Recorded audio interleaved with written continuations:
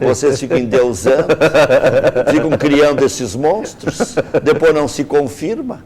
Eu nunca mais vou esquecer essa entrevista. Faz 16 anos que eu fiz a entrevista. Tomei um xixi do Paulo Autuori, mas eu fico feliz de lembrar esse xixi que eu tomei do Paulo Autuori, porque estava surgindo um fenômeno. No futebol a imprensa erra, o profissional do futebol também erra. Claro. As coisas acontecem. Nesse caso, o Paulo Autuori estava errado. Estava errado, mas é muito bom. Mas eu entendo. Eu gosto do Paulo Autuori. E aquele Inter que perdeu o gauchão para o Grêmio, que tomou 4 do Juventude, foi muito bem concebido pelo Paulo Autuori. O Internacional jogava bola, mas naquela época, se o Internacional comprasse um circo, o anão crescia, e se tossisse, estourava a costela. Não tinha como. Não tinha jeito.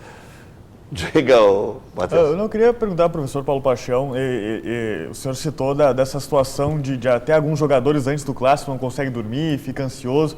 O senhor imagina, por exemplo, dessa garotada do Grêmio, né, que a gente vem falando, essa ansiedade que fica antes de um clássico Grenal, de como é que fica a cabeça de um jogador assim para o seu primeiro clássico, como é que para lidar com essa situação antes de uma partida tão importante? E onde é que entrava Paulo Paixão com todo o seu preparo para tranquilizar o menino? É uma situação difícil, a gente não pode dizer que a gente conseguia, enfim, até porque cada garoto é um garoto, né? O Tinga é um garoto, né? Aí, quem podia citar o exemplo? Alguém, sei lá, assim, nem lembro, assim. Eu vou citar o garoto, bom exemplo também. Garoto moleque, garoto de rua, o Anderson que está aí, outra cabeça. E boa cabeça também. Não. Mas outro estilo. Não, outro estilo. Tá nem aí, mas jogava. Tá nem. Quer dizer, então é diferente. Cada garoto que a gente diz que é garoto, o Filipão botou o Wallace no Grenal e ele tá nem aí, marcou, chegou, enfim. Verdade. Então, dependendo da personalidade, você não precisa nem. Eu lembro os tempos daquela nossa época. Do Felipe de 90 e, enfim, até 96, onde começava a chegar ao público e a gente tinha aquele time, né? Arilson, Carlos Miguel, tudo aquilo, né? Mas o Arilson era garoto. O Carlos Miguel era garoto. Eles eram garoto. Mas não estão nem aí, ó. Era uma brincadeira para eles ali, né? Vamos jogar bola. O Arilson era garoto, maroto, travesso. Oh, meu Deus do céu. Mas, meu amigo, está nos vendo lá em São Leopoldo, firmou a cabeça. É treinador da base. Encontrei com ele. O senhor está falando de quem não fica nervoso, quem tira na boa a pressão do clássico. Mas e aquele que sofre? Como é que faz? Aquele que sofre não tem como. Aí rezar. É com quem está no quarto, com quem dorme, com quem... enfim, você nesse momento, ingerenciar é difícil e é perigoso, entendeu? Você, no momento do jogo, não tem como. Você tem que dar aquela bomba, aquela coisa. Mas o próprio clássico, a adrenalina está... Nossa! E aí, dormiu, não dormiu, enfim...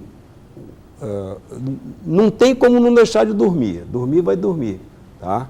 Mas ele vai te apresentar sempre uma situação que no momento qualquer você pode interferir. E aí? Tudo bem? Não, está tudo bem. Então, você nota que a tranquilidade do jogo, a perna para o alto, uma musiquinha, um iPad, um iPhone, alguma coisa qualquer, entendeu? Mas não tem como você... Porque você não sabe, justamente mesmo estando trabalhando um determinado tempo, 6 meses, se você vai passar do ponto com esse atleta. Então, isso aí é uma coisa perigosa.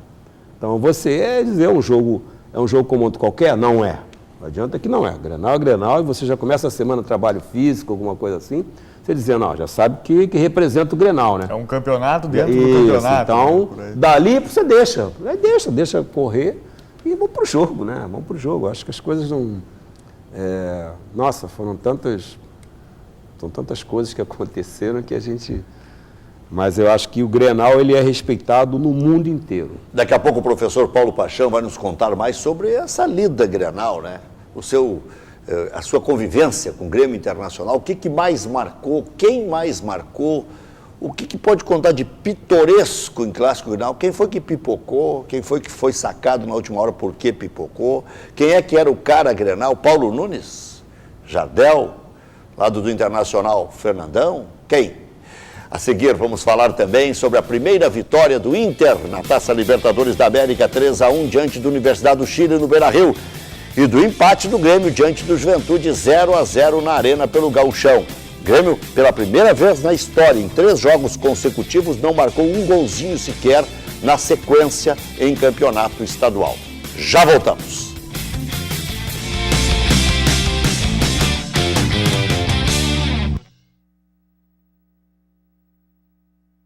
O senhor estava...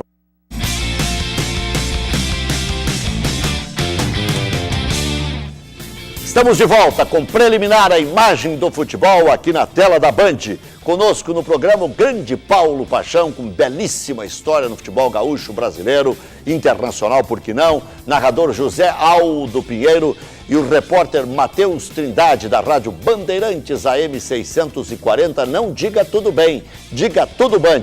Show de cobertura no Clássico Grenal em AM FM 99.3.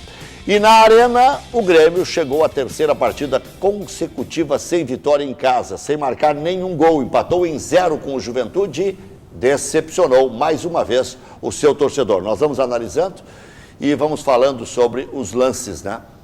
Era para o Grêmio ter ganho, mas as melhores chances foram do Juventude.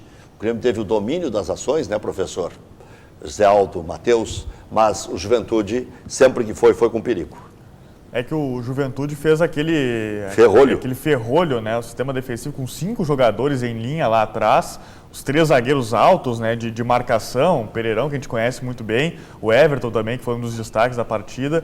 E aí o Grêmio teve muita dificuldade nesse sentido, de conclusão a gol, de trabalhar melhor a bola para conseguir a conclusão a gol. Foi uma reclamação até do próprio técnico Felipão. Olha, não dá para a gente em casa ter só 3, 4, 5 chances de gol e não mais do que isso. E foi a dificuldade que o Grêmio teve durante os 90 minutos nessa partida na Arena. Foram 2 times bem diferentes. O time do Juventude com um modelo que se dispunha inicialmente a predominar a sua função defensiva, mas que saía em bloco e em velocidade. Era um time bem organizado, apesar de estar disposto para jogar atrás, ele saía e quando saía levava perigo para o gol do Grêmio.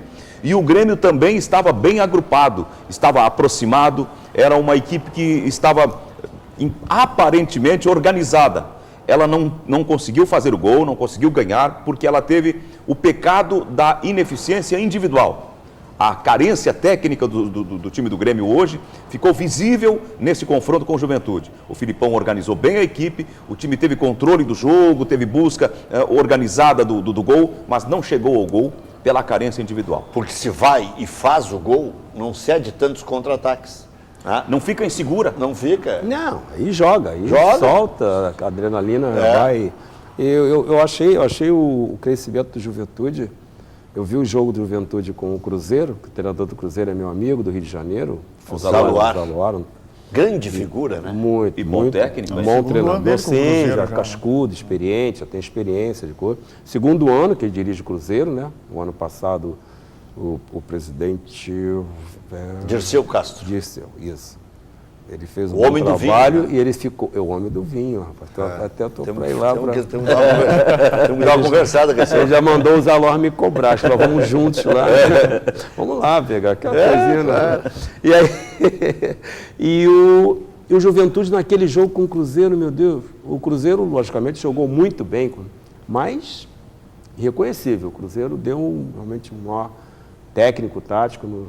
E o Juventude de lá para cá, parece que eles trocaram essa tal camisa aí, e o positivo nessa coisa da mudança. Da mudança porque eu vejo a superstição como coisa positiva. Se você acha que com essa camisa, se eu acho que eu já levo eu já estou levando aquela positividade. Não, vou ganhar, vai acontecer. E eles têm feito isso e tem dado certo. E aí o senhor gosta bastante desse lado místico, né? É uma coisa que se me traz positividade, se faz com que eu pense, né, de forma positiva, eu acho que tudo é válido, né? A gente, logicamente, não saindo daquelas condutas normais, né, de ser desonesto, enfim, que o povo, que nós entendemos que tem que ser o mundo, né? As pessoas têm que ser. Acho que o resto tudo é válido. Mas só a superstição sem trabalho não vai, né? Pois é, não.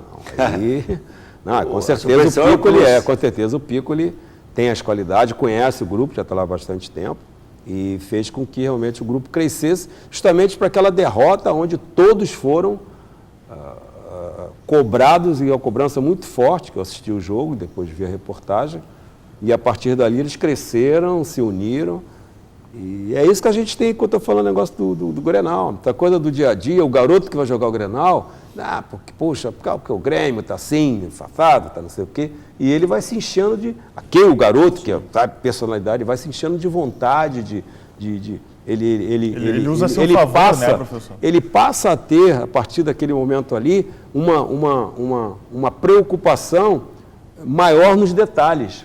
Nos detalhes, como é que eu posso fazer, enfim, como é que pode ser. E aí você se supera e acaba, sei lá, ver o que vai acontecer. Agora, esse é um Grenal diferente, né? É um Grenal que não define título, não define classificação, não define posição na tabela, porque não chega a ser um confronto direto, né? Mas, ao mesmo tempo, pode mostrar até quem não serve, né, para Grêmio Internacional. Porque se for uma hecatombe o desempenho do Grêmio, né, o Grêmio vai ter que mudar mais do que imaginava. E o Internacional, se não jogar bem, daqui a pouco algumas peças, olha, o Nilmar, por exemplo, está devendo, né? Esse Nico Freitas vai jogar o primeiro clássico Grenal.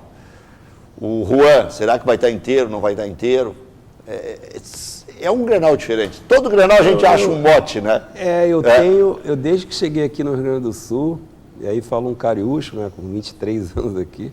É o Grenal do Grenal, não. Grenal é Grenal. É. Eu tenho essa coisa. Desculpe, assim, não é discordar de você, mas fazer essa lembrança. Porque esse Grenal não vale. Grenal, Não disse que não vale. Eu disse que não é tão decisivo, assim, nem para a cabeça de técnico. Uma coisa que eu aprendi foi que... Não relaxar. Não. Grenal é Grenal, porque o que pode acontecer, mesmo com os times que vão jogar, o Grêmio com o time titular, logicamente, né? Você, de repente, O Filipão vai pegar mais 2 ou 3 juniores para deixar o Grêmio mais misto do que já está, porque sem as contratações, o Grêmio também é misto. E aí você, sei lá, 1, 2, 3, 4, 5-0, repercute. Não, aí não. Não, mas por isso que eu estou te falando. Então, Grenal, eu sempre aprendi Grenal, mas vai o Grenal, o primeiro Grenal do Campeonato Gaúcho, não sei o quê. Não, o primeiro Grenal, vai ter outro Grenal ainda. Grenal é Grenal. É o maior clássico do Brasil, professor? Aí eu acho que sim. Eu joguei Palmeiras e Corinthians, Palmeiras e São Paulo, Palmeiras e Santos, joguei Fla-Flu, joguei Vasco, Flamengo, Vasco, enfim, joguei todos eles. A neurose aqui é maior pelo tamanho do estado ou pela rivalidade? Porque lá se dilui um pouco no Rio e São Paulo. Eu acho que pelas duas coisas. Dilui, mas tem a coisa do ser do gaúcho, né? O gaúcho é tenso. O gaúcho ele tem aquela coisa diferente. Então tudo isso faz com que o clássico tenha essa, entendeu? Então não tem essa coisa de porque o Flamengo e Vasco, Corinthians e da briga, da isso, aquilo, mas não são iguais, nunca serão iguais realmente a que nós entendemos que é um Grenal. Muito bem, já vamos mostrar mais gols dessa história maravilhosa que estamos conversando aqui com o professor Paulo Paixão, dos clássicos Grenais. Vamos recuperar alguns gols do passado. O que mais lhe marcou, professor? Pode ir pensando, daqui a pouco o senhor fala. A história do A, do B, do C, os jogadores que levavam mais na flauta o clássico Grenal e que correspondiam dentro de campo. Paulo Nunes seria um bom exemplo, Fernandão, quem sabe? Sim, acho que teríamos aí o próprio Tinga, né? O Tinga era dos dois lados, né? O Tinga dos dois lados, né? O Paulo com aquela irreverência, sempre preocupado em fazer alguma coisa diferente, mas tenso. O Paulo sempre foi tenso. O Paulo, se você conversava com ele, o dele estava, sabe? Era tenso o Paulo, ficava mexendo, tremendo. Então o Paulo, não era aquela, sabe, irreverente, Aquele mas sorriso tenso. era depois do jogo. Irreverente, mas tenso. E o Paulo era daquele, antes do jogo, não aquela Guaraná em pó, nossa senhora. E aí ficava agitado.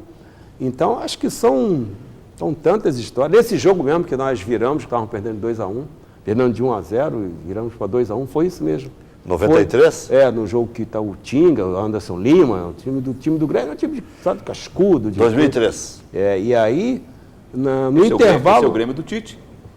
Paixão e Tite, 2003, não é? Não era o Tite, não, era o... É o Grêmio da Copa do Brasil. Não era o Tite, não. 2003 era o Tite. Era o Tite com Estava quase saindo, mas era o Tite. Anderson Lima. Zé Otávio, com Guerreiro, com todo mundo. Não, sinceramente... Eu lembro do episódio, eu cheguei... Não, só uma correção. Em 2013 já era o Dr. Obino.